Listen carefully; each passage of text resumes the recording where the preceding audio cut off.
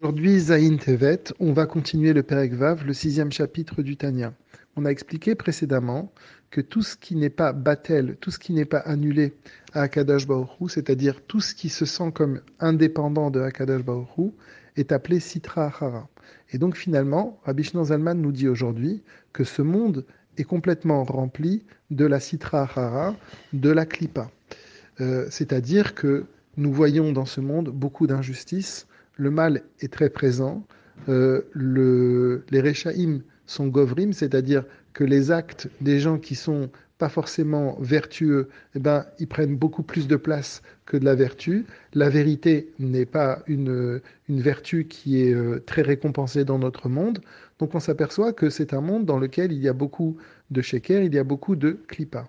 Bien que dans l'annotation, Rabbi Shimon Zalman nous dit que ceci peut paraître contradictoire avec le fait que tout vient d'Akadosh Baruch Hu, puisqu'il nous explique que finalement ce monde, eh bien, c'est la résultante d'un monde supérieur, des mondes supérieurs spirituels jusqu'au monde de Hatzilut, mais il nous dit que bien qu'effectivement tout vient d'Akadosh Baruch Hu, mais dans notre monde à nous, cette chayut-là est complètement voilée, et c'est la klipa qui prend le dessus, en tout cas extérieurement.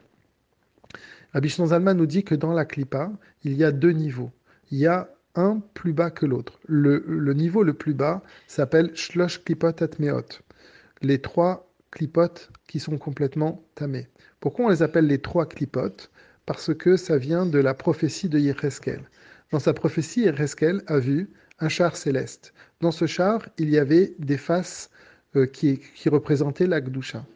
Face à cette vision-là, il a vu aussi trois choses qui empêchaient de voir cette vision. Il a vu d'abord Ruach Seara, un vent violent. Ensuite, il a vu Anan Gadol, des grandes nuées. Et Esh Mitlakachat et un feu qui était en train de prendre.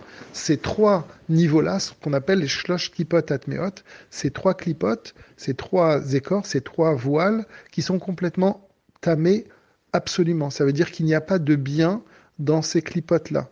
Tout est mal et tout est assourd. De ces clipotes-là donne la vie aux nefashot des goïms.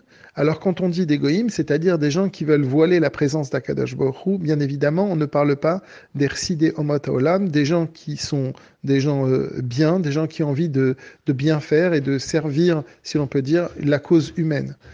Aussi, ces Shlosh Klipot Atmeot sont la source aussi de tous les interdits que nous avons dans la Torah, que ce soit les interdits des animaux, que ce soit les interdits des végétaux, par exemple Kilaïm, le fait de ne pas mélanger avec deux graines qui vont faire de ça une seule poussée, et toutes nos marshava, dibour et maasé, toutes nos pensées, nos paroles et actions qui viennent et qui sont complètement interdites. Donc en vérité, au final, le premier niveau de clipa, c'est une clipa dans laquelle il y a l'interdit et qui est un interdit complètement absolu.